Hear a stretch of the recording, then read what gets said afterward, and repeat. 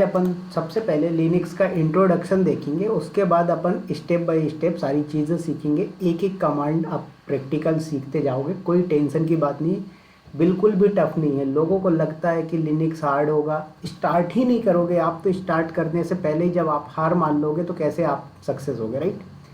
तो सबसे पहले जी अपन सर। थोड़ा सा समझते हैं कि लिनक्स की रिक्वायरमेंट किन किन प्रोफाइल में जाने के लिए होती है। तो देखिए, अगर आप लिनक्स एडमिन बनना चाहते हैं तो आपको लिनक्स आना चाहिए। इसी तरीके से अगर आप डेवऑप्स की प्रोफाइल पे जाते हैं तो भी आपको लिनक्स का नॉलेज होना इम्पोर्टेंट है। ऐसे ही अगर आप क्लाउड कंप्यूटिंग पे जाते हो, क्लाउड एडमिन या क्लाउड आर्किटेक्ट की प्रोफाइल पे जाते हो, तो आपको वहाँ पर भी लिनक्स का रिक्वायरमेंट होना चाहिए। फिर उसके बाद कई बार ऐसा भी होता है कि अगर आप एज अ डेवलपर या as a tester profile join करना चाहते हो तो डेवलपर और टेस्टर में भी जी आपको सर। क्या है, लिनक्स की रिक्वायरमेंट होती है। बट ये है कि जो आपका डेवलपर और टेस्टर की प्रोफाइल होती है उनमें आपको हाई लेवल का लिनक्स नहीं चाहिए। मतलब 2 दिन की क्लास अगर आपने कर ली लिनक्स की, दैट इज सफिशियंट आपको डेवलपर और टेस्टर की प्रोफाइल के लिए, राइट। बट आपकी जो प्रोफाइल डेवलपर की हो गई और टेस्टर की हो गई तो हम ये नहीं बोल सकते कि बिना लिनक्स के हमारा काम हो जाएगा। क्यों? क्योंकि बहुत सारे ऑर्गेनाइजेशन में क्या होता है सर कि लिनक्स का एनवायरनमेंट होता है। लिनक्स का एनवायरनमेंट का मतलब क्या होता है, किसी को बोला गया कि आप पाइथन में कोडिंग करते हैं, उसने बोला यस मैं पाइथन की कोडिंग करता हूँ, मैं पाइथन प्रोग्रामर हूँ, राइट। तो बोला गया कि आप क्या करो, मुझे एक फाइल लिख के दे दो और आप जो है तो इसको अपनी पाइथन लैंग्वेज में लिख लेना। तो अब आप पाइथन की जो कोडिंग लिखोगे वो किसी न किसी टेक्स्ट एडिटर का यूज़ करोगे। जैसे कि आप यहाँ पर देख पा रहे हो, मेरे पास ये नोट पैड है, ये क्या है सर, एक टेक्स्ट एडिटर है। मतलब मैं यहाँ पर अपना टेक्स्ट को लिख सकता हूँ और जो भी काम करता है मैं कर सकता हूँ, राइट। तो ऐसे हाँ ही जी। लिनक्स में हमारे पास टेक्स्ट एडिटर होते हैं, VIM, okay, nano, gedit, VI, ये सब क्या है सर, टेक्स्ट एडिटर है। तो हम इनको कमांड बोल सकते हैं, बट एक्चुअल में ये क्या होते हैं सर, सॉफ्टवेयर होते हैं। अगर VIM सॉफ्टवेयर आपके लिनक्स ऑपरेटिंग सिस्टम पे इंस्टॉल है तो यूज़र क्या कर सकता है, अपनी फाइल में कुछ कंटेंट लिखना है, एडिट करना है, लिख सकता है, सेव कर सकता है, एडिट कर सकता है। तो ये सारी चीज़ें आती, राइट। तो हमने बात किया कि हमारा जो लिनक्स ऑपरेटिंग सिस्टम है वो कौन कौन सी प्रोफाइल में जाने के लिए इम्पोर्टेंट है। तो अगर आप एज अ लिनक्स एडमिन जाना चाहते हो तो आपको लिनक्स आना चाहिए। अगर आपको जी डेवऑप्स सर। की प्रोफाइल में जाना है तो आपको लिनक्स आना चाहिए। क्लाउड की प्रोफाइल पे आप जा रहे हैं तो भी आपको लिनक्स का नॉलेज होना चाहिए। टेस्टर और डेवलपर की प्रोफाइल में जा रहे हैं तो भी आपको लिनक्स का बेसिक नॉलेज होना चाहिए, राइट। तो राइट। बात करते हैं सर कि एक्चुअल में लिनक्स है क्या, फिर उसके बाद अपन आगे प्रैक्टिकल पे आएंगे, वो तो अलग बात है, राइट। पहले इसका थोड़ा सा ओवरव्यू पता होना चाहिए। तो देखिए, लिनक्स को कई लोग बोलते हैं लिनक्स इज ऑपरेटिंग सिस्टम। क्या बोलते हैं sir, Linux is operating system. बहुत सारे लोग ये भी बोलते हैं लिनक्स इज कर्नल। क्या बोलते हैं सर, लिनक्स इज कर्नल। अब अपन दोनों में डिफरेंस समझते हैं कि कर्नल क्या होता है और ऑपरेटिंग सिस्टम क्या होता है और क्या बोलना सही है, राइट। तो सबसे पहले मैं बात करता हूँ सर, ऑपरेटिंग सिस्टम क्या होता है। सिस्टम मतलब एक कोई डब्बा, एक कोई मशीन। अगर मैं बात करूँ, आपके पास एक ATM मशीन है, वो क्या हो गया सर, एक सिस्टम हो गया। आपके पास एक CPU है, वो क्या हो गया, एक सिस्टम हो गया। आपके पास एक स्मार्ट TV है, वो क्या है, एक सिस्टम हो गया। आपके पास एक लैपटॉप है, वो क्या हो गया, वो सिस्टम हो गया। तो हमारे जी। सिस्टम को ऑपरेट करने का जो सॉफ्टवेयर होता है वही ऑपरेटिंग सिस्टम कहलाता है। क्या बोला मैंने, जो हमारे जो सिस्टम को ऑपरेट सिस्टम को करता है, या जैसे कि जो हम। हमारे हार्डवेयर को ऑपरेट करने का प्रोग्राम होता है वो हमारा ऑपरेटिंग सिस्टम कहलाता है। तो हमारे पास मार्केट में मल्टीपल टाइप के ऑपरेटिंग सिस्टम अवेलेबल है। एग्जाम्पल के लिए विंडोज़, जो कि आप लोग जब कंप्यूटर चलाना सीखते हो तो आप विंडोज़ ही सीखते, राइट। उसके बाद यस, हमारे पास हम सर विंडोज का। लिनक्स, उसके बाद आता है हमारे पास जी। लिनक्स। अब लिनक्स में भी सर अलग अलग फ्लेवर में आते हैं, अलग अलग डिस्ट्रीब्यूशन आते हैं। लिनक्स के अंदर आप जाओगे तो कोई उबंटू यूज़ कर रहा होता है, कोई काली लिनक्स यूज़ कर रहा होता है। आप जाओगे तो कोई बंदा सेडपेस यूज़ करता हुआ दिखेगा, कोई RHEL रेड हैट यूज़ करता हुआ दिखेगा। ऐसे ही आप आगे जाओगे तो मैक का भी होता है। तो आपके पास डिफरेंट डिफरेंट टाइप के ऑपरेटिंग सिस्टम अवेलेबल है मार्केट में। तो बात आती है जी कि सर। सर हमारा जो विंडोज़ है उससे काम नहीं होगा क्या, क्योंकि भाई हमने तो विंडोज़ के ही ऊपर ही सीखा है। हमने सिस्टम को स्टार्ट करना, स्टॉप करना, टाइपिंग करना, पेंटिंग करना, ड्राइंग करना, जो भी चीज़ें सीखी हमने सब विंडोज़ पे सीखा है सर। तो लिनक्स पे हम यस क्यों सर। जाए सर, अगर लिनक्स पे ही हमारा काम होगा तब तो ठीक है। लेकिन अगर विंडोज़ पे हमारा काम बन जाता है तो फिर हमें लिनक्स सीखने की ज़रूरत ही नहीं रहेगी। तो बिल्कुल राइट। आईटी कंपनी आपकी जो होती है 10% आईटी कंपनीज आपको ऐसी मिलेंगी जो क्या कर रही है सर, आपका विंडोज ऑपरेटिंग सिस्टम यूज कर रही है अपने सर्वर को रन करने के लिए, सॉफ्टवेयर रन करने के लिए, जो भी प्रोसेस होता है सारा कुछ आगे अपन बात करेंगे जब स्टेज बाय स्टेज सीखेंगे, राइट। तो अपने डेवलपमेंट जो उनका एनवायरनमेंट होता है जहां पर उनका सॉफ्टवेयर की कोडिंग होती है, सॉफ्टवेयर लाइव रन किया जाता है, पैच अपडेट होता है, उसके बाद सिक्योरिटी वगैरह जो भी चीज़ें होती है सब कुछ आपका होता है। तो वहाँ पर 10% कंपनी ऐसी मिलेंगी आपको जो विंडोज़ यूज़ कर रही है। 90% ऑर्गेनाइजेशन क्या कर रही है sir, Linux operating system use कर रही है। क्या कर रही है? 90% organization Linux operating system use कर रही है। तो यही रीज़न है कि हमें सर क्या है, लिनक्स ऑपरेटिंग सिस्टम सीखना पड़ता है। बात आई समझ में? अब अपन ने बात किया कि सर हमारा जो लिनक्स ऑपरेटिंग सिस्टम है इसको हम लिनक्स ऑपरेटिंग सिस्टम बोलेंगे या कर्नल बोलेंगे। तो पहले तो हमने ऑपरेटिंग सिस्टम क्या होता है ये समझ लिया, राइट।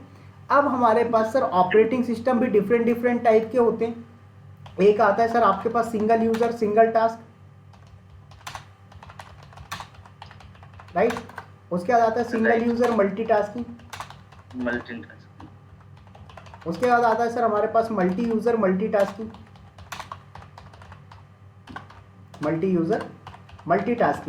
तो ये हमारे पास ऑपरेटिंग सिस्टम अवेलेबल है। तो सिंगल यूजर सिंगल टास्किंग में क्या होता है सर, आपका जो यूजर होता है वो एक यूजर एक बार में एक ही काम कर सकता है। मैंने बोला अगर आपको ऑडियो सुनना है तो आप ओनली ऑडियो सुन सकते हैं, आप कुछ और चीज़ नहीं कर सकते उस पर। आप सोचो कि मैं गाने सुनते सुनते फोटो देख लूँ, नहीं देख सकते। ये ड्रॉबैक है सिंगल यूजर मल्टीटास्किंग का, sorry single user single tasking का। उसके बाद इसको अपडेट किया गया सिंगल यूजर मल्टीटास्किंग का। अब सिंगल यूजर मल्टीटास्किंग में क्या होता है सर, एक यूजर मल्टीपल काम एक ही बार में कर सकता है, जो कि हम आज हमारी डेली लाइफ में कर रहे हैं। जैसे कि मैं अभी आपसे क्या है, मैं माइक्रोसॉफ्ट मीटिंग में कनेक्टेड हूँ, राइट। उसके बाद मैं आपको टीचिंग करने के लिए MS पेंट भी यूज कर रहा हूँ, उसके साथ साथ मेरा माइक और ऑडियो भी काम कर रहा है, रिकॉर्डिंग भी चल रही है मेरे सिस्टम पे, राइट। तो मैंने क्या बोला, सिंगल यूजर मल्टीटास्किंग हो रहा है। लेकिन कंपनी के अंदर क्या होता है सर, कंपनी के पास इतना ज़्यादा बजट भी नहीं रहता कि हम एक काम को करवाने के लिए बहुत सारा पैसा लगा दें। तो कंपनी क्या चाहती है, मल्टी यूजर मल्टीटास्किंग, मतलब हमारा ऑपरेटिंग सिस्टम एक ही होना चाहिए, उसके अंदर हम अलग अलग यूजर क्रिएट कर दें और अलग अलग यूजर अलग अलग काम कर पाए। जैसे कि ऐप हो गया, राइट सर? बिल्कुल, कोई भी ऐप हो गया या तो मल्टी यूजर मल्टीटास्किंग। तो सिंगल यूजर सिंगल टास्किंग में कौन से ऑपरेटिंग सिस्टम आते हैं सर, आपके एक सेकेंड रुकिएगा। तो मैंने क्या बोला, सिंगल यूजर सिंगल टास्किंग। तो आपने देखा होगा जो वीडियो गेम होते थे आज से 10-15 साल पहले, हम लोग वीडियो गेम लेके आते थे और उसमें कैसेट होते थे, राइट। हम वो कैसेट लगाते थे और अपना गेम खेल पाते थे। जब आपको दूसरा गेम खेलना तो आपको दूसरे कैसेट लगाने पड़ते थे, फिर आप दूसरा गेम खेल पाते थे। तो ऐसे ही हमारे पास बैच ऑपरेटिंग सिस्टम होता था। तो वो क्या होती थी, आपके पास डिस्क टाइप का होता था, हम उस डिस्क में प्रोग्राम लिखते थे और फिर उस डिस्क को लगा के अपना काम करते थे, और फिर जब वो काम हो जाता था फिर हम दूसरा प्रोग्राम लिख के फिर दूसरा करते थे। तो ये आपका सिंगल यूजर सिंगल टास्किंग था। सिंगल यूजर मल्टीटास्किंग में क्या आया सर, हमारा विंडोज ऑपरेटिंग सिस्टम जो यूज करें।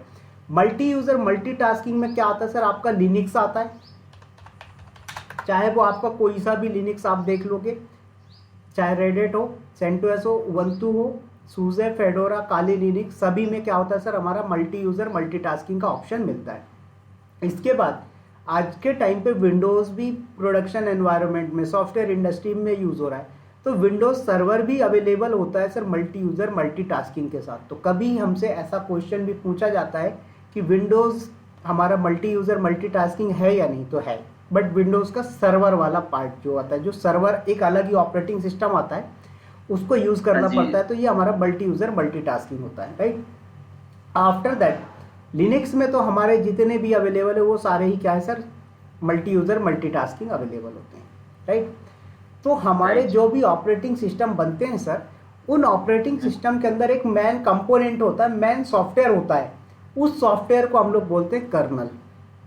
जैसे एक कार होती है, कार के अंदर मेन कंपोनेंट क्या होता है, इंजन होता है। बाइक के अंदर मेन कंपोनेंट क्या होता है, इंजन होता है, राइट। ऐसे ही हमारी ऑपरेटिंग सिस्टम के अंदर का जो मेन कंपोनेंट होता है सर, वो होता है हमारा कर्नल। क्या होता है सर, कर्नल। चाहे वो आप कोई सा भी ऑपरेटिंग सिस्टम यूज करें, विंडोज़ यूज़ करो, लिनक्स यूज़ करो, मैक यूज़ करो, सभी के अंदर आपको कर्नल देखने को मिलेगा। तो जो आपका लिनक्स है सर, ये एक्चुअल में वर्ड है, लिनक्स किसी का नेम था। तो हमारा जो लिनक्स ऑपरेटिंग सिस्टम है, इसको बनाने वाले जो साइंटिस्ट थे बोल सकते हैं, वो थे लिनस टोरवाल्ड। तो लिनस टोरवाल्ड जी ने क्या किया, एक लिनक्स नाम का कर्नल बनाया। अब कर्नल क्यों बनाया था इन्होंने, जब मार्केट में कोई भी आपका लिनक्स ऑपरेटिंग सिस्टम नहीं था, तो लिनस टोरवाल्ड जी अपने कॉलेज टाइम पे थे, तो उनको पैसे वगैरह की प्रॉब्लम हुआ करती थी, तो वो पर्सनल प्रोजेक्ट कर रहे थे।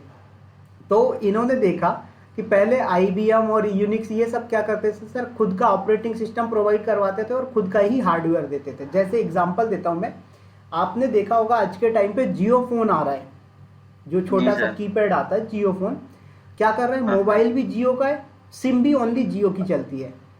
तो इसमें मान लीजिए कल को इन्होंने बोल दिया कि जियो का मोबाइल 100 रुपये में मिल रहा है, आप खरीद लोगे, लेकिन उन्होंने बोल दिया कि आपको जियो की सिम में जो रिचार्ज होगा वो 5,000 का होगा।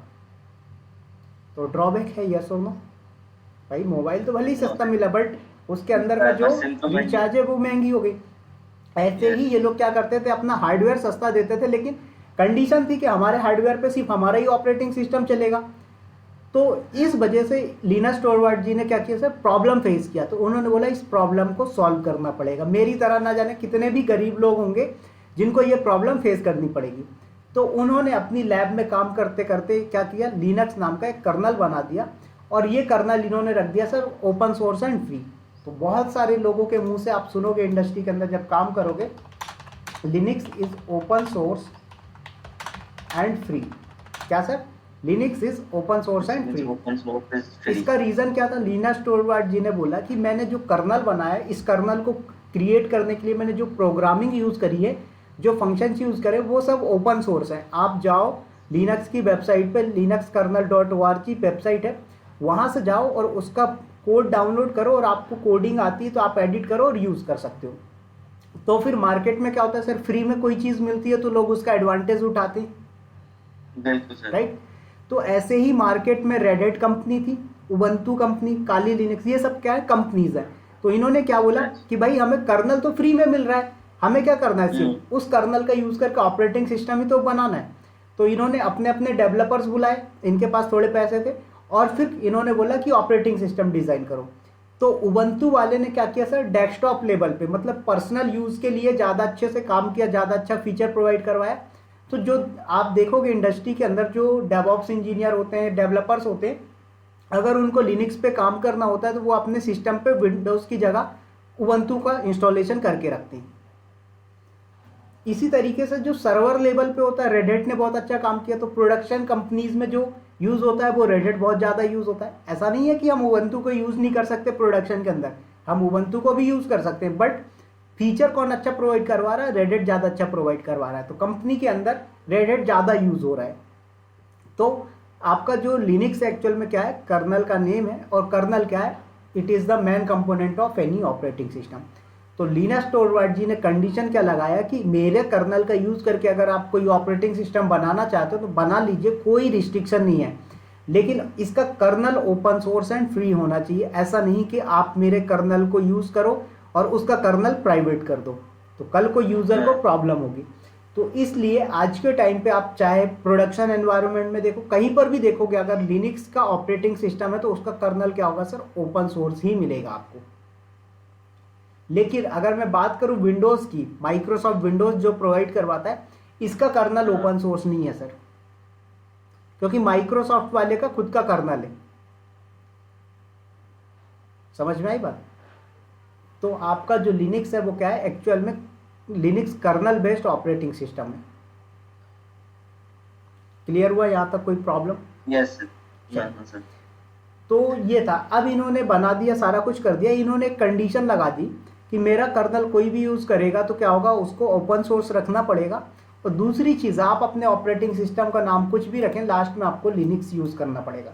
यही रीजन है, आप देखते हैं उबंटू लिनक्स के नेम से मिलेगा आपको मार्केट में, काली लिनक्स मिलेगा, राइट, RHL मिलेगा, RHL बोले तो Red Hat Enterprise Linux, CentOS Linux, तो ये सबके लास्ट में लिनक्स आ रहा है। क्यों? क्योंकि लिनस टोरवाल्ड्स जी ने बोला कि लास्ट में आपको मेरे कर्नल का नेम यूज़ करना पड़ेगा, तभी जाके आप मेरे कर्नल का यूज़ करके ऑपरेटिंग सिस्टम बना पाओगे, अदरवाइज मैं क्लेम कर दूंगा आपके ऊपर। तो ये एक बेसिक सा सिर्फ इंट्रोडक्शन था कि हमारा लिनक्स किसके लिए रिक्वायरमेंट होता है और क्यों लर्न करना, राइट। अब थोड़ा सा अपन बात करते हैं कि सर डेवऑप्स की जो प्रोफाइल है इसमें लिनक्स का कितना इंपॉर्टेंट रोल होता है। तो देखें आप, लिनक्स के पहले डेवऑप्स के पहले मैं कुछ टूल्स के बारे में डिस्कस करता हूँ। तो लिनक्स तो अपन पढ़ ही रहे हैं जो कि एक ऑपरेटिंग सिस्टम है, right. After that AWS cloud हो गया, अजोर क्लाउड हो गया, GCP क्लाउड हो गया, और ऐसे सर 400 से भी ज़्यादा क्लाउड अवेलेबल है, 400 प्लस क्लाउड प्रोवाइडर मार्केट में अवेलेबल है। जितने भी क्लाउड प्रोवाइडर है, क्लाउड कंप्यूटिंग है, आगे अपन सब बात करेंगे क्लाउड कंप्यूटिंग क्या होता है, कैसे यूज़ की जाती है, इनमें सॉफ्टवेयर कैसे रन किए जाते हैं, सारी चीज़ें, राइट। तो आपके जितने भी क्लाउड प्रोवाइडर हैं सर, सब क्या करते हैं, कमांड लाइन का यूज़ करते हैं। जैसे लिनक्स आपका कमांड पे चलता है, वैसे ही ये क्या करते हैं सर, AWS, अजोर और GCP को भी कमांड लाइन पे प्रोवाइड करवाते हैं, राइट। तो आपको कल को मान लीजिए कोई काम करना हुआ कमांड लाइन पे, तो आपको प्रॉब्लम फेस होगी अगर आपको लिनक्स नहीं आता तो, इसलिए आपको लिनक्स लर्न करना पड़ेगा, राइट। सेकेंड चीज़, आप आगे चलोगे जब, तो यहाँ पर आपको सर डॉकर कंटेनर लर्न करना पड़ेगा। डॉकर कंटेनर के बाद सर आपको कुबरनेटिस पढ़ना पड़ेगा, कुबरनेटिस के बाद एंसिबल पढ़ोगे, एंसिबल के बाद गिट पढ़ेंगे, जेनकिंस पढ़ेंगे, शेल स्क्रिप्ट पढ़ेंगे। तो ये जो भी सारी चीज़ें, टेराफॉर्म पढ़ेंगे, तो ये जितने भी टूल्स हैं सब लिनक्स बेस्ड है सर। आपको डॉकर में यूज़ करनी है, डॉकर में अगर आप लिनक्स का कमांड चलाना आता है तो ही आप डॉकर के अंदर कमांड चला पाओगे, अदरवाइज नहीं। अगर आपको लिनक्स आता है तो ही आप कुबरनेटिस चला पाओगे, अदरवाइज नहीं। अगर लिनक्स का नॉलेज है तभी आप एंसिबल यूज़ कर पाओगे, अदरवाइज नहीं। तो देखा जाए तो सर अगर मुझे ABCD आती है तभी मैं अमेरिकन इंग्लिश, जर्मनी, पोर्तुगीज, दुनिया भर की जितनी भी इंग्लिश है सब सीख सकता हूँ, अदरवाइज मुझे कुछ नहीं आएगा अगर मुझे ABCD नहीं आती तो। सेम चीज़ है, अगर आपको लिनक्स आता है तभी जाके आप ये सारे टूल्स लर्न कर पाओगे, अदरवाइज नहीं कर पाओगे। यही रीज़न होता है कि हमें लिनक्स लर्न करना पड़ता है डेवऑप्स की प्रोफाइल के लिए। समझ में आए?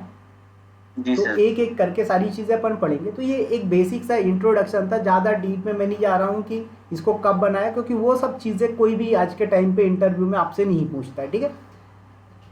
दूसरी चीज़, अपन इंस्टॉलेशन प्रैक्टिकल करने के सर लिए सर इसकी लैब कहाँ तैयार करेंगे, ये बहुत इंपॉर्टेंट होता है, राइट।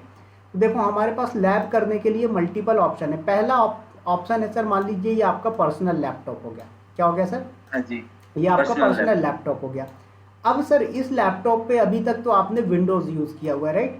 तो आप क्या कर सकते हो, इसको फॉरवर्ड करके आप इस पर उबंटू का इंस्टॉलेशन कर लीजिए। क्या करिए, उबंटू का इंस्टॉलेशन कर लीजिए। अब उबंटू का इंस्टॉलेशन क्यों बोल रहा हूँ, क्योंकि उबंटू ग्राफिकल कंसोल बहुत अच्छा प्रोवाइड करवाता है। आपको प्रिंटर चलाने हैं, ऑडियो वीडियो देखना है, CV बनाना, कुछ भी काम करना, सब कुछ कर सकते हो आप उबंटू के अंदर। तो एक तो ये ऑप्शन हो गया। दूसरा ऑप्शन है कि आप विंडोज़ भी रखना चाहते हो और उसी के ऊपर आप कोई ऑपरेटिंग सिस्टम डालना चाहते हो, लाइक उबंटू डालना चाहते हैं, रेड हैट डालना चाहते हैं, सेंटर्स, तो डाल सकते हैं। क्या है उसके लिए सर, आपको यहाँ पर सॉफ्टवेयर इंस्टॉल करना पड़ेगा आपको। ओरेकल का वर्चुअल बॉक्स या VMware, दोनों ही सॉफ्टवेयर अवेलेबल होते हैं आपके पास, आप कोई सा भी यूज़ कर सकते हो, VMware या ओरेकल का वर्चुअल बॉक्स।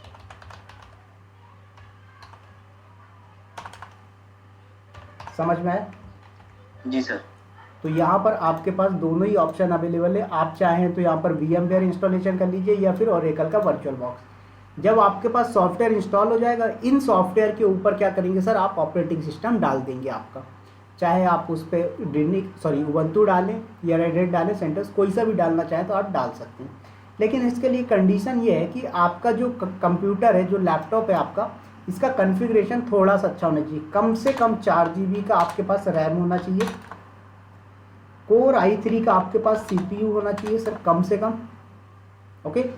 और 240 GB का कम से कम SSD होना चाहिए आपके पास, तब जाके आप इंस्टॉलेशन कर पाओगे, अदरवाइज नहीं। तो फिर बात आती है कि सर मान लीजिए बहुत से लोग ऐसे भी होते हैं जो मिडिल क्लास से आते हैं, जिनके पास लैपटॉप की कंडीशन अच्छी नहीं होती, उनके लिए क्या होगा। तो उनके लिए भाई साहब यहाँ पर आपके पास एक तो तरीका ये है कि आप AWS अकाउंट क्रिएट कर लो, ठीक है, या फिर अजोर का अकाउंट क्रिएट कर लीजिए आप, और वहाँ पर वर्चुअल मशीन बना दीजिए, वर्चुअल सर्वर बना दीजिए, और उसको आप रिमोटली एक्सेस कर लो। जैसे मान लीजिए कि आपके लैपटॉप में कोई प्रॉब्लम आ जाए सर, तो मुझे क्या करना होगा, एनी डेस्क पे कनेक्ट करके काम कर सकता हूँ, राइट। ऐसे ही क्या जी, होते हैं सर, AWS वाला, अजोर वाला, ये लोग क्या करते हैं सर, अपने AWS अकाउंट के अंदर अकाउंट क्रिएट करो, यहाँ पर आप एक वर्चुअल मशीन बना दो, वर्चुअल लैपटॉप क्रिएट कर दो, और इस लैपटॉप को कमांड के थ्रू आप अपने सिस्टम पे एक्सेस कर सकते हो। ओके, तो एक तो ये तरीका हुआ। दूसरा तरीका क्या है, लिनक्स प्लेग्राउंड अवेलेबल है सर। क्या है, लिनक्स प्लेग्राउंड अवेलेबल है। तो सबसे बेटर ऑप्शन है आज के टाइम पे सर कि हमें लिनक्स का प्लेग्राउंड यूज करना चाहिए। अगर AWS का या Azure का बनाएंगे तो सर इसका चार्जेस लगेगा? नहीं, इसमें 2 रुपीज़ डिडक्ट होता है AWS में, और वो 24 घंटे से 48 घंटे के अंदर रिफंड हो जाता है। उसके बाद आपको 12 मंथ के लिए फ्री मिलेगा अकाउंट। उसमें कंडीशन होती है कि अगर आप एक सर्वर बोले तो एक VM बोल दूं या एक EC2 इंस्टांस बोल दूं, राइट, EC2 इंस्टांस बोलते हैं हम, जो वर्चुअल सर्वर होता है इसको। तो एक EC2 इंस्टांस आप कंटिन्यूअसली रन कर सकते हो। क्या कर सकते हो सर, कंटिन्यू रन करते हो तो आपका कोई बिल नहीं आएगा 1 साल तक अगर आपने रखा। लेकिन एक से ज़्यादा आपने क्रिएट कर दिया तो क्या होगा, उसके चार्जेस जनरेट होंगे। अब ये लॉजिक क्या है, इसको ज़रा समझो। AWS वाला बोलता है 740 घंटे 750 घंटे 750 आवर्स सर फ्री देता है पर मंथ। क्या करता है, 750 घंटे पर मंथ के हिसाब से फ्री देता है। तो पर मंथ में 720 या 740 घंटे होते हैं आपके, 10 घंटे एक्स्ट्रा देता है आपको, ठीक है। तो आप इसको इतना यूज़ करोगे तो आपका कोई बिल जनरेट नहीं होगा। लेकिन अगर आपने इससे ज़्यादा कर लिया तो बिलिंग जनरेट होती है। बट उसके लिए क्या होता है, हम लोग AWS को मेल डाल देते हैं कि सर मैं पुअर बैकग्राउंड से हूँ, मैं प्रैक्टिस पर्पज़ के लिए यूज़ कर रहा था, मुझे पता नहीं था, बाय मिस्टेक बिल जनरेट हो गया, तो इसको माफ़ कर दो। तो 3 टाइम्स आपका बिल माफ़ कर देता है AWS। ओके, तो ये हमारे पास ऑप्शन है। क्लियर। तो हमने बोला सर ये चीज़ अभी हम क्यों यूज़ करें, इनको हम बचा के रखते हैं, क्योंकि जब हम AWS पढ़ेंगे, डॉकर पढ़ेंगे, कुबरनेटिस पढ़ेंगे, उस टाइम पे हमें अकाउंट की ज़रूरत पड़ेगी। तो हम अपनी लिमिट को क्यों अभी फालतू वेस्ट करें। तो हमारे पास अभी क्या सॉल्यूशन है सर, हमारे पास लिनक्स का प्लेग्राउंड अवेलेबल होता है गूगल पे। इसके लिए ना तो कोई अकाउंट क्रिएट करने की ज़रूरत है, ना ही कुछ करने की ज़रूरत है। तो हम लोग लिनक्स का प्लेग्राउंड ही यूज़ करेंगे। अब लिनक्स का प्लेग्राउंड अलग अलग प्रोवाइड करवाते हैं सर। एक आपके पास वेबसाइट होती है किलर कोडा, इसका यूज़ कर सकते हैं आप। दूसरा होता है सर आपके पास काटा कोडा, आप काटा कोडा का यूज़ कर सकते हैं। एक होती है आपके पास एक्सीमेस करके, इन तीनों में से कहीं पर भी यूज़ कर सकते हो, राइट। बस कंडीशन क्या है, एक आपके पास गिटहब अकाउंट होना चाहिए। क्या होना चाहिए सर, गिटहब अकाउंट। अब ये गिटहब अकाउंट क्या होता है सर, कुछ नहीं है, ये हमारे पास एक नॉर्मल, ऐसा मान लो कि एक टूल है, उसके अंदर अकाउंट बनाना है। इसके लिए ना कोई पैसे लगने, ना कोई डेबिट कार्ड की इंफॉर्मेशन लगती, ना कोई क्रेडिट कार्ड की। तो सिंपल सा क्या होना चाहिए, एक आपके पास मेल आईडी होना चाहिए, और इस मेल आईडी का यूज़ करके आप क्या कर सकते हैं सर, गिटहब अकाउंट क्रिएट कर सकते हैं। और जब आपके पास गिटहब अकाउंट होगा तो आप उनका यूज़ करके ये किलर कोडा, काटा कोडा और एक्समस, इन पे अपना अकाउंट क्रिएट करके इनका प्लेग्राउंड यूज़ कर सकते हैं। बात आ गई समझ में। तो ये गिटहब अकाउंट कहाँ से क्रिएट होगा सर? अभी बता देता हूँ आपको, ठीक है। इतनी चीज़ें समझ में आई जो मैंने बताया, कोई प्रॉब्लम, कुछ डिफिकल्ट तो नहीं लगा ऐसा कि सर मेरे ऊपर से जा रहा है, मुझे समझ में नहीं आई चीज़ें? नहीं, ये तो आ रहा है सर। एक और पूछना था सर, जो Ubuntu का ये है सर अपना, इसको मतलब फॉर्मेट करके ही इंस्टॉल करने के लिए क्या CD लगती है, या मतलब डाउनलोड करना पड़ता है? डाउनलोड करना पड़ता है गूगल से, और फिर पेन ड्राइव को बूटेबल बना के फिर आपको करना पड़ेगा। ओके सर, मतलब उसको बूटेबल बनाना पड़ेगा ना? हाँ, उसको बूटेबल बनाना पड़ेगा। सेम विंडो प्रोसेस है सर? नहीं, थोड़ा सा उससे अलग होता है। ओके, ठीक है। तो आते हैं जरा, हमने बोला सर हम लिनक्स का प्लेग्राउंड यूज़ करेंगे क्योंकि इसमें इंस्टॉलेशन में 1 घंटे का टाइम भी चला जाता है हमारा। दूसरी चीज़, हमारे सिस्टम पे लोड बढ़ता है, राइट। तो इस चीज़ से बचने के लिए हमने क्या बोला, प्लेग्राउंड यूज़ करेंगे। कुछ नहीं करना, सबसे पहले आना है आपको अपने गूगल पे। ओके जी। तो आपको मेरा गूगल अकाउंट दिख रहा होगा, 1 सेकेंड रुकिए।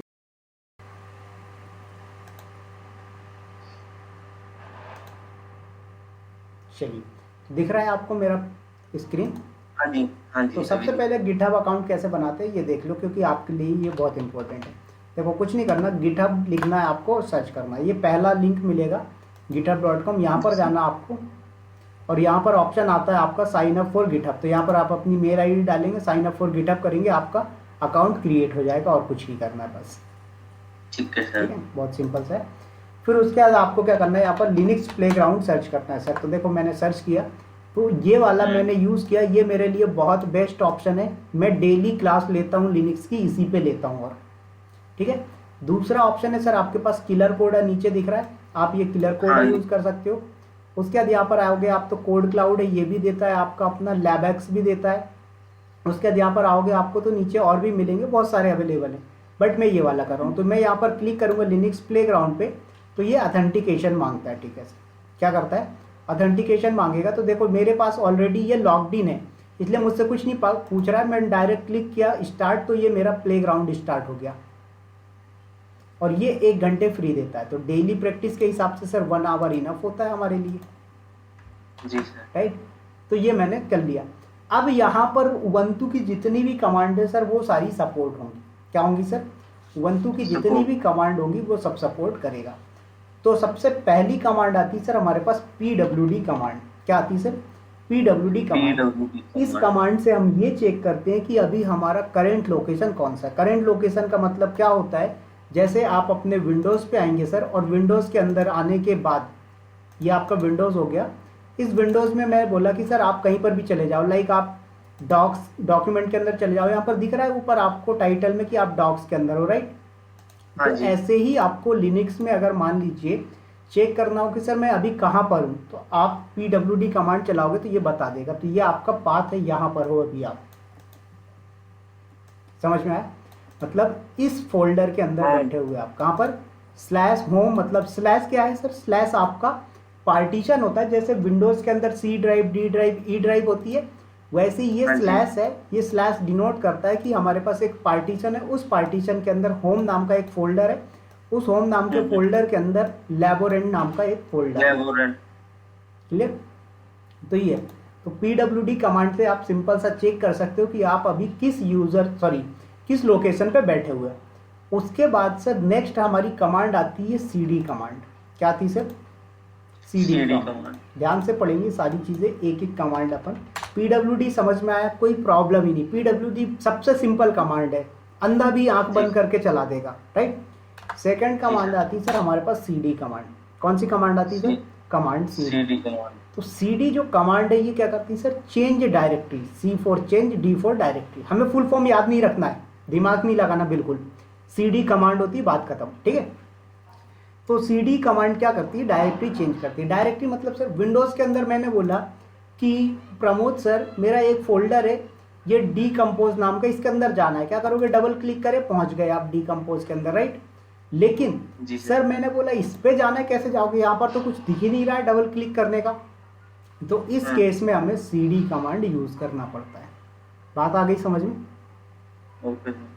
अब एक बहुत इंपॉर्टेंट चीज समझो आप लिनक्स का, FSH, file system hierarchy.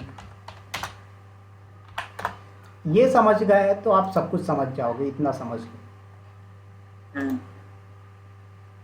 Okay, so just 1 minute, इसको ओपन करते हैं अपन।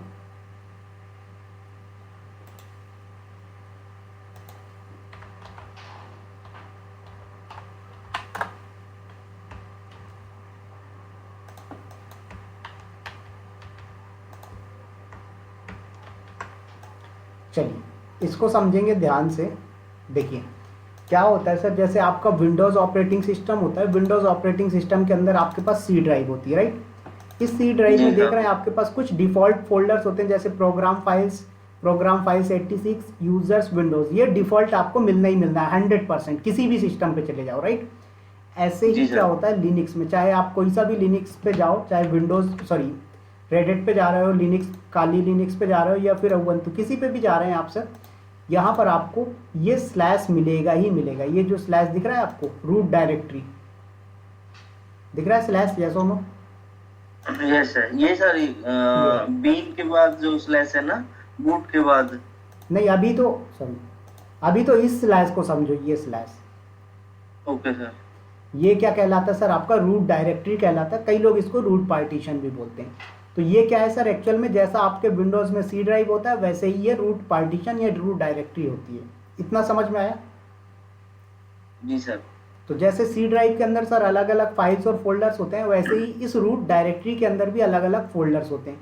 बिन नाम का एक फोल्डर होता है, बूट नाम का dev, etc, home, lib, media, MNT, OPT, sbin, SRV, TMP, USR, proc, ये सब क्या है सर फोल्डर्स के नेम है, जो कि कहाँ पर मिलेंगे आपको, स्लैश के अंदर, बोले तो रूट डायरेक्टरी के अंदर, रूट पार्टीशन के अंदर मिलेंगे। समझ में आया? जी सर। अब हाँ जी। बात आती है कि सर ये जो बिन बूट ये क्या है, इनके बारे में कुछ इन्फॉर्मेशन भी दी गई, essential command binaries, static file, ये क्या होता है? देखो मान लीजिए आपको कोई ट्रबल शूटिंग करनी, सपोज दैट आप मार्केट से एक हार्ड डिस्क लेके आए और आपने अपने लैपटॉप में लगा दिया, और आपके लैपटॉप में विंडोज ऑपरेटिंग सिस्टम डला हुआ है, सॉरी विंडोज बोल रहा हूँ, लिनक्स ऑपरेटिंग सिस्टम डला हुआ है, लेकिन आपने लगा दिया सर और दिख नहीं रहा है। क्या है? लगा तो दिया आपने, लेकिन दिख नहीं रही वो हार्ड डिस्क, क्या प्रॉब्लम हो सकती है? तो भाई देखो, डिवाइस जो फाइल्स होती है, डिवाइस की जो इंफॉर्मेशन होती है वो कहाँ पर होती है सर, स्लैश डैब के अंदर होती है। कहाँ पर होती है? स्लैश डैब के अंदर, स्लैश डैब। हाँ, तो स्लैश डैब के अंदर पहुंच जाएंगे हम, तो यहाँ पर आके चेक कर लेंगे कि क्या प्रॉब्लम है। समझ में आया? तो इसको सर इसकी कमांड चलाएंगे ना वहाँ पे? बिल्कुल, जैसे कि प्रैक्टिकल सर डैब की सब बताऊंगा, सब बताऊंगा, बस अभी इतना समझो कि कौन सी चीज कहाँ पर है और क्या यूज केस है, बस। ठीक है? तो मैंने बोला स्लैश डैब के अंदर क्या होता है सर, डिवाइस की इंफॉर्मेशन होती है, जैसे आपका हार्ड डिस्क हो गया, राइट, जो भी स्टोरेज डिवाइस होती है उनकी इंफॉर्मेशन होती है।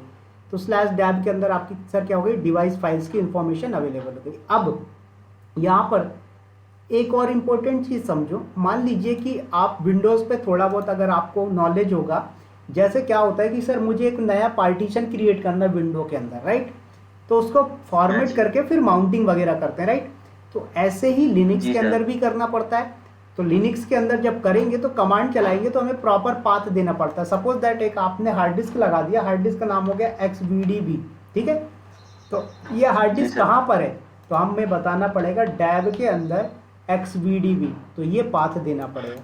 तो इसलिए आपको पता होना चाहिए कि स्लैश डैब के अंदर स्टोरेज डिवाइस की इंफॉर्मेशन होती है। बात आई समझ में? हाँ जी। तो चलो एक बार जरा समझो कि कौन सी डायरेक्टरी के अंदर क्या इंफॉर्मेशन होती है। देखिए आपका जो स्लैश बिन होता है सर, इसके अंदर यूज़र से रिलेटेड कुछ कमांड्स होती हैं जो इंपॉर्टेंट होती हैं, उनकी बाइनरीज स्टोर होती है, ठीक है। सेकंड आता है स्लैश बूट। अब इसके अंदर क्या होता है, बूट लोडर की फाइल्स आती है सर। बूट लोडर क्या होता है सर, जैसे आपका सिस्टम ऑन होता है, जब आप अपने लैपटॉप को ऑन करते हो, चाहे वो आपका विंडोज़ हो, लिनक्स हो, ये क्या करता है, ऑपरेटिंग सिस्टम की सारी फाइल्स चेक करता है कि ये सारी फाइल्स जो इंपॉर्टेंट फाइल्स हैं वो अवेलेबल हैं या नहीं। अगर अवेलेबल हुई तभी आपका सिस्टम प्रॉपरली ऑन होगा, अदरवाइज नहीं होगा। तो वो जो सिस्टम ऑन होने के बाद चेकिंग की प्रोसेस वगैरह होती है सर, वो आपकी होती है boot loader process, booting process हम उसे बोलते हैं। समझ में आया? जी सर। तो कल को मान लीजिए ऑपरेटिंग सिस्टम करप्ट हो गया, कुछ भी हो गया, तो उससे रिलेटेड कुछ इन्फॉर्मेशन चेक करना, लॉग्स चेक करना, तो हम स्लैश बूट के अंदर जाके देखेंगे। ऐसे ही आपने कोई स्टोरेज डिवाइस लगाया और उसकी इन्फॉर्मेशन कहाँ मिलेगी, डैब के अंदर। स्लैश ETC के अंदर क्या होता है सर, होस्ट से रिलेटेड कन्फिग्रेशन होता है। अब होस्ट क्या होता है इसके बारे में आगे पढ़ेंगे अपन, बस अभी इतना समझो कि होस्ट कुछ होता है, उससे रिलेटेड जो कन्फिग्रेशन होती है वो स्लैश ETC के अंदर होती है, ओके। उसके बाद लिनक्स में क्या होता है सर, जब भी आप कोई यूज़र बनाते हो, चाहे आप किसी भी नाम का यूज़र बना दो, विवेक नाम का, प्रमोद नाम का, डेवॉप्स नाम का, क्लाउड नाम का, किसी भी नाम से आप क्या कर रहे हो सर, यूज़र बनाते हो, तो उस यूज़र का एक डिफ़ॉल्ट फोल्डर बनता है जिसे हम लोग होम डायरेक्टरी बोलते हैं। यदि आपने क्या किया सर, एक विवेक नाम का यूज़र क्रिएट किया, तो विवेक नाम का एक फोल्डर भी ऑटोमेटिक क्रिएट हो जाता है। और वो फोल्डर कहाँ पर क्रिएट होता है, स्लैश होम के अंदर। तो ये जो स्लैश है ये क्या है सर, रूट डायरेक्टरी। होम क्या है सर, आपका फोल्डर है, इस फोल्डर के अंदर विवेक नाम का फोल्डर आएगा। तो ये जो लास्ट में स्लैश लगा हुआ है ना सर, ये आपका कुछ भी नहीं है, ये सिर्फ क्या होता है, सेपरेट करता है। जैसे कि यहाँ पर मैंने एक एग्जांपल दिया, स्लैश होम के अंदर विवेक, तो ये क्या है कि सर बता रहा है कि विवेक नाम का फोल्डर अलग है, होम नाम का फोल्डर अलग है, इसलिए ये सेकेंड वाला स्लैश यूज हो रहा है। बट फर्स्ट वाला स्लैश ये बताता है सर कि हमारा जो होम है ये कहाँ पर है, रूट के अंदर है, रूट डायरेक्टरी के अंदर है। समझ में आए? तो फर्स्ट वाला स्लैश जो होगा, कभी भी आप देखोगे फर्स्ट टाइम स्लैश लगा, दैट मीन्स ये रूट डायरेक्टरी को डिनोट कर रहा है। सेकेंड वाला स्लैश मिलेगा, दैट मीन्स ये सेपरेट कर रहा है, पार्टीशन कर रहा है, अलग कर रहा है, राइट। Right clear. सर। उसके बाद स्लैश यस। लिब के अंदर आता है sir shared library. Slash media के अंदर रिमूवेबल मीडिया, मतलब जैसे पेन ड्राइव वगैरह, डीवीडी वगैरह हो गई, वो सब आपकी स्लैश मीडिया के अंदर आती हैं। ऐसे ही एमएनटी के जी अंदर सर। क्या होता है सर, माउंट फाइल सिस्टम होता है। जैसे आपने कोई हार्ड डिस्क लगाया, उसको फॉर्मेट कर दिया और उसको यस। माउंट कर दिया, तो माउंट हुआ है नहीं हुआ, कैसे माउंट हुआ, कौन सा फाइल सिस्टम है, वो सब एमएनटी के अंदर इंफॉर्मेशन मिलेगी। ऐसे ही स्लैश ओपीटी के अंदर क्या होता है, कुछ एक्स्ट्रा आपको एप्लीकेशन सॉफ्टवेयर के पैकेज मिलेंगे जो स्लैश ओपीटी के अंदर मिलेंगे। उसके बाद सिस्टम से रिलेटेड कुछ बाइनरीज होती हैं, कुछ इंफॉर्मेशन होती है, वो स्लैश एसबिन के अंदर आती है। उसके बाद आपके सिस्टम की सर्विस होती है, जैसे आपका कुछ सॉफ्टवेयर रन होता है, तो उस सॉफ्टवेयर को रन होने के लिए एक सर्विस की रिक्वायर्ड होती है, तो वो सर्विस की इंफॉर्मेशन एसआरबी के अंदर आती है। कहाँ आती है सर, एसआरबी के अंदर आती है। SRB sir. ऐसे कई फाइल्स होती हैं जो टेम्परेरी पर्पस के लिए क्रिएट होती हैं, उनका कुछ ज़्यादा इंपॉर्टेंट यूज केस नहीं होता, बट टेम्परेरी पर्पस के लिए यूज होती हैं, तो वो क्या है आपका स्लैश टीएमपी के अंदर स्टोर होती हैं। ऐसे यूज़र के कुछ यूटिलिटीज़ होते हैं, कुछ सॉफ्टवेयर्स होते हैं यूज़र के पर्सनल सॉफ्टवेयर्स, उनकी इंफॉर्मेशन स्लैश यूएसआर के अंदर होती है। फिर उसके बाद आपकी कुछ प्रोसेस वगैरह रन हो रही होती है सर, उन प्रोसेस की इंफॉर्मेशन स्लैश प्रॉक के अंदर रन होती है, इंफॉर्मेशन स्टोर होती है। समझ में आया, ये पूरा फाइल सिस्टम हिरार्की है कि कौन से फोल्डर पे कौन सी इंफॉर्मेशन स्टोर होती है, बस ये पता होना चाहिए। जी सर। समझ में आया, कोई प्रॉब्लम? नो नो सर इसमें। ओके। बट इसमें जैसे कोई भी हमें कुछ भी देखना है तो जैसे हमें सर ओपीटी के बाद स्लैश और उसका हमें कमांड दे देनी है, नहीं तो वो हमारा नहीं नहीं नहीं नहीं, जैसे आपका मैंने बोला प्रोसेस की इंफॉर्मेशन देखनी है, ठीक है। जैसे एक एग्जांपल देता हूँ, यहाँ पर विंडोज में आओगे आप, टास्क मैनेजर लिखो, ठीक है। इस टास्क मैनेजर के अंदर आया मैं, सर ये देख रहा हूँ प्रोसेस रन हो रही, दिखा रहा है माइक्रोसॉफ्ट टीम रन हो रहा है, गूगल क्रोम रन हो रहा है, एंटी मेलवेयर सर्विस हाँ, रन हो रही है, ये सब क्या है सर, प्रोसेस है, राइट। अगर इस प्रोसेस को यहाँ से मैं किल करता हूँ, देखो अभी अपने पास ये दो चीज़ें, देखो ये, इसको तो मैं किल करता हूँ, अभी देखना, तो मैं बोला कि सर इसको किल कर देते हैं, यहाँ से एंड टास्क पे क्लिक किया मैंने, एंड टास्क तो देखो ऑटोमेटिक क्लिक क्लोज हो गया आपका। तो ऐसे ही मान हो लीजिए गया। कि एक एग्जांपल दिया मैंने सर कि आपका जो लिनक्स होता है, इस लिनक्स के अंदर सर आपका कुछ रन हो रहा है, ठीक है। सॉरी वो इंपॉर्टेंट चीज़ ही चली गई, कोई नहीं, चलो ठीक है। तो मैंने बोला कि ये सर यहाँ पर जो है, तो मैं बोला कि स्लैश प्रॉक के अंदर क्या होती है, प्रोसेस की इंफॉर्मेशन होती है। अब आपकी सर प्रोसेस चल रही, मैंने बोला मोजिला फायरफॉक्स ओपन है, क्या है सर यहाँ पर, मोजिला फायरफॉक्स ओपन है, कहाँ पर, आपके लिनक्स ऑपरेटिंग सिस्टम पे, ठीक है। अब ये आपने यहाँ से क्लोज कर दिया, जैसे मैं यहाँ से क्लोज कर दूँ इस क्रोम को, बट फिर भी इसकी प्रोसेस क्या हो रही, रनिंग दिख रही है। तो मुझे चेक करना है कि क्या प्रॉब्लम है, तो मुझे क्या करना पड़ेगा, सीडी कमांड से पहले प्रॉक के अंदर जाना पड़ेगा। तो यहाँ पर मैं स्लैश और फिर प्रॉक लिखूंगा, तब जाके इसके अंदर पहुँचूंगा, फिर यहाँ पर आके चेक कर पाऊंगा। समझ में आया? जी सर। चलिए अब आते हैं थोड़ा सा वापस यहाँ पर अपने लिनक्स पे, ध्यान से देखो, यहाँ पर ls किया आपने, कुछ नहीं दिख रहा है, लेकिन यहाँ पर cd कमांड चलाया और मैंने स्लैश किया, इसका मतलब क्या है सर, मैं रूट डायरेक्टरी के अंदर जा रहा हूँ। देखो अब यहाँ पर मैं pwd करूँगा, स्लैश रूट दिख रहा है, राइट।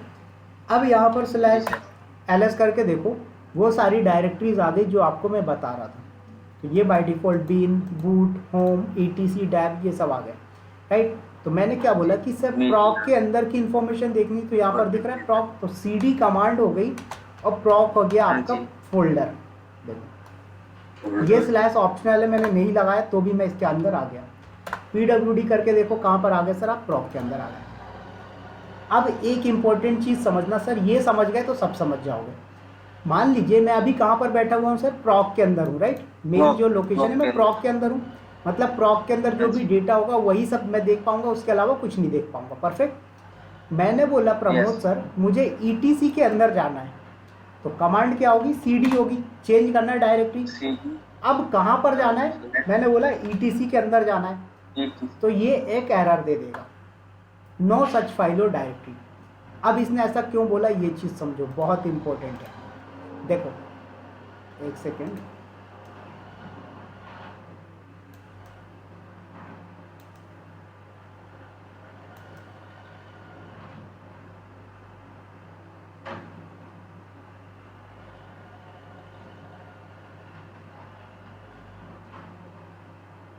चलिए तो मैंने क्या बोला कि सर आप CD करके कहाँ पर गए थे, स्लैश के अंदर प्रॉक पे, right. Yes.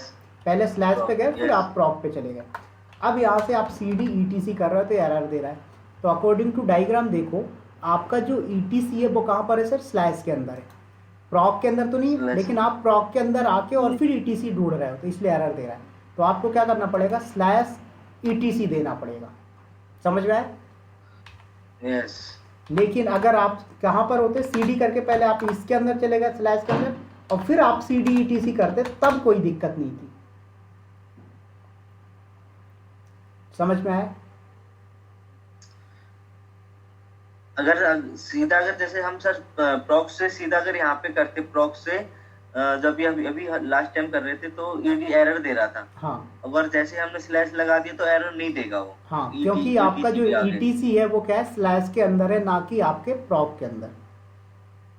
Okay sir. Clear? और CD स्लैश ET कर देंगे तो एरर नहीं देगा। हाँ। और सर जैसे डायरेक्ट स्लैश और ETC कर दे तब भी एरर नहीं देगा ना सर? बिल्कुल, तब भी नहीं देगा। तो यही चीज़ मैंने आपको बताया कि देखो, आपने पहले आप प्रॉक के अंदर चले गए, दूसरे स्टेप में अगर आप ये कमांड चलाते हो बिना एरर के, आपका काम हो जाएगा, कोई एरर नहीं आएगा। तीसरा सॉल्यूशन क्या है आपके पास कि आप पहले इसके अंदर जाओ, फिर इसके अंदर आइए। देखो दोनों दिखाता हूँ प्रैक्टिकली। तो CD करके मैं क्या बोला, ETC के अंदर जा रहे हो तो नहीं जाएगा। क्यों? सॉरी, नहीं जाएगा, स्लैश लगाना पड़ेगा। क्यों? क्योंकि आपका प्रॉक के अंदर नहीं है, ये प्रॉक है सर, प्रॉक के अंदर ETC नहीं है। तो पहले CD करके फिर स्लैश और ETC, अब आओगे तो आप आ गए। समझ में आया? दूसरा तरीका अब सर, आ गए। अब मैंने क्या बोला, देखो यहाँ से CD से पहले स्लैश के अंदर आ जाओ और फिर यहाँ से आप चले जाइए ETC के अंदर, तो आप यहाँ से पहुँच जाओगे। तो दोनों तरीके समझ में आया? जी सर। यही इंपॉर्टेंट है सर, लिनक्स के अंदर ये चीज़ समझ गए तो सब समझ जाओगे। क्लियर? जी सर। तो कहीं पर भी जाना हो। अब अच्छा एक चीज़ और देखें, यहाँ पर CD कमांड मैंने चलाया, तो अभी तो ये आपका पाथ चेंज करना हुआ, ठीक है। अब CD कमांड, मान लीजिए कई बार क्या होता है सर, आपने अपने विंडोज़ पे देखा होगा, मान लीजिए कि यहाँ पर आ गए सर, आप कहाँ पर आ गए, अपने विंडोज़ पे आ गए, और सर ये आपके पास एक दिस PC पे आए, C ड्राइव पे आए सर, C ड्राइव के अंदर आपने विंडोज़ पे गए। अब यहाँ से सर एक स्टेप पीछे जाना है, क्या करोगे, इस एरर पे क्लिक करके बैक आ गए, राइट। और पीछे जाना तो दूसरा स्टेप। लेकिन यही चीज़ लिनक्स में करनी है तो कैसे करोगे, मान लीजिए पहले मैं CD करके स्लैश पे आ गया, फिर CD करके मैं ETC पे आ गया, अब मुझे वापस एक स्टेप जाना है, तो क्या करोगे, CD डॉट डॉट, क्या करेंगे सर, CD डॉट डॉट, एक स्टेप एक कदम पीछे आ जाओगे आप। देखो तो आप PWD करो, तो यहीं पर थे, स्लैश पे थे आप, स्लैश पे आ गए, दो स्टेप पीछे जाना है, CD slash dot sorry CD dot dot slash dot dot, enter. तो देखो आप दो स्टेप पीछे जाओगे। तो इस तरीके से सर हम क्या कर सकते हैं, एक स्टेप दो स्टेप, जितने भी स्टेप पीछे जाना आपको डॉट डॉट स्लैश लगाते जाओ, बात खत्म। एक बार जाना है तो दो डॉट, दो बार जाना है तो दो डॉट स्लैश फिर दो डॉट, ठीक है। चलिए, अब कई बार क्या होता है सर, मैं मान लीजिए यहाँ पर ETC के अंदर आ गया, अब मुझे क्या करना है, होम डायरेक्टरी पे जाना है, जिस यूज़र से आप लॉग इन हो। तो मैंने बोला मैं लेबोरेंट यूज़र से लॉग इन हो, तो लेबोरेंट यूज़र का होम डायरेक्टरी क्या है सर, स्लैश के अंदर होम है, होम के अंदर लेबोरेंट नाम का एक डायरेक्टरी है। तो मैं बोला इसके अंदर जाना है, एक्चुअल में अभी मैं कहाँ पर हूँ, CD करके स्लैश ETC के अंदर हूँ, राइट। ETC से डायरेक्ट मुझे यहाँ आना है, तो ये डायरेक्ट मैं आऊँगा कैसे, CD कमांड चला के, CD और इंटर, मैं पहुँच गया कहाँ पर सर, अपने होम डायरेक्टरी पे। तो होम डायरेक्टरी पे आ जाओगे आप, स्लैश पे नहीं सर, स्लैश के अंदर होम के अंदर लेबोरेंट पे, इस पाथ पे आओगे आप, ठीक है। ठीक है। अब ये चीज़ कब हुई, जब आप नॉर्मल यूज़र से लॉग इन हो, ठीक है। अभी आगे मैं बात करूंगा नॉर्मल यूज़र क्या होता है, रूट यूज़र क्या होता है। अभी इतना समझो, जिस यूज़र से लॉग इन हो उसकी होम डायरेक्टरी में जाना है, तो CD लिखो और इंटर कर दो, आप पहुंच जाओगे डायरेक्ट होम डायरेक्टरी में, कहीं पर भी हो। देखो चलो मैं CD करके ETC के अंदर आया, और यहाँ पर ETC के अंदर भी सर देखो IP रूट करके या फिर कर्नल करके लोकेशन है, तो मैं कर्नल करके अंदर आ गया। देखो मैं यहाँ पर बैठा हुआ हूँ, राइट। मुझे डायरेक्ट कहाँ जाना है सर, होम डायरेक्टरी पे जाना है। होम डायरेक्टरी कौन सी होती है, तो नॉर्मल यूज़र की, जैसे यहाँ पर मान लीजिए कि विवेक नाम का एक यूज़र बना है, तो होम के अंदर विवेक नाम का, यहाँ पर तो दैट मीन्स होम डायरेक्टरी मतलब मैं इस फोल्डर के अंदर बाय डिफॉल्ट पहुंच जाऊंगा कब, जब मैं यहाँ से CD लिख के इंटर करता हूँ तो। और यहाँ पे होम WP ये होम लिबर्टी आ जाएगा। उसके बाद नहीं समझे आप? देखो एक बार समझो, मैं अभी चला गया दूसरे रास्ते पे, ठीक है, जी ETC सर। के अंदर आ गया, ETC से मैं पहुंच गया कहाँ पर, कर्नल के अंदर, ठीक है। कर्नल के अब अंदर। आप दुनिया में कहीं पर भी हो कोई दिक्कत नहीं है, मैंने बोला मैं CD एक ऐसी कमांड मारूंगा कि आप दुनिया में कहीं भी हो आप अपने घर पे वापस आ जाओगे, ठीक है। जी तो जिस यूजर से लॉगिन हो, अभी मैं किस यूजर से लॉगिन हूँ सर, लैबोरेंट यूजर से, लेबोरेटरी। तो जिस यूजर से लॉगिन होते हो उसकी होम डायरेक्टरी होती है। तो जैसे मैं बोला नॉर्मल यूजर होता है, अब नॉर्मल यूजर छोड़ दो, अब इतना समझो कि मैं नॉर्मल यूजर से लॉगिन हूँ, किससे, लैबोरेंट से। तो मैंने बोला सर लैबोरेंट यूजर, तो ये इसकी होम डायरेक्टरी हो गई। अगर मैं विवेक नाम के यूजर से लॉगिन होता सर, तो यहाँ पर विवेक यूजर की होम डायरेक्टरी कौन सी होती, होम/विवेक। कल को मैं विवेक। प्रमोद नाम के यूजर से अगर लॉगिन हुआ होता तो ये /होम और प्रमोद होती। समझ में आया? जी सर। लैबोरेंट, विवेक, प्रमोद, ये सब क्या है, लैबो- होम डायरेक्टरी। तो मैंने क्या होम बोला, डायरेक्टरी। आप दुनिया में कहीं पर भी हो, अगर आपने वहाँ CD करके इंटर कर दिया तो आप पहुंच जाओगे उस यूजर की होम डायरेक्टरी पे जिस यूजर से लॉगिन हो। तो अभी हम कौन से लॉगिन। यूजर से लॉगिन है सर, लैबोरेंट। लेबोरेटरी। तो आप कहाँ पहुंच जाओगे, होम के अंदर लैबोरेंट पे।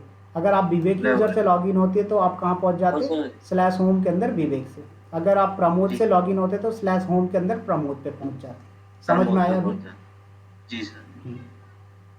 चलिए, तो देखो मैंने क्या बोला, यहाँ पर हो आप, यहाँ हाँ से जी। मैंने किया इंटर, और देखो आप पहुंच गए कहाँ पर सर, इस लैबो- यूजर की होम डायरेक्टरी पे। तो लैबोरेंट आपका यूजर है, ये लेफ्ट साइड में जो लिखा हुआ होता है ये डिनोट करता है कि आप कौन से यूजर से लॉगिन हो। Okay sir. समझ में आया?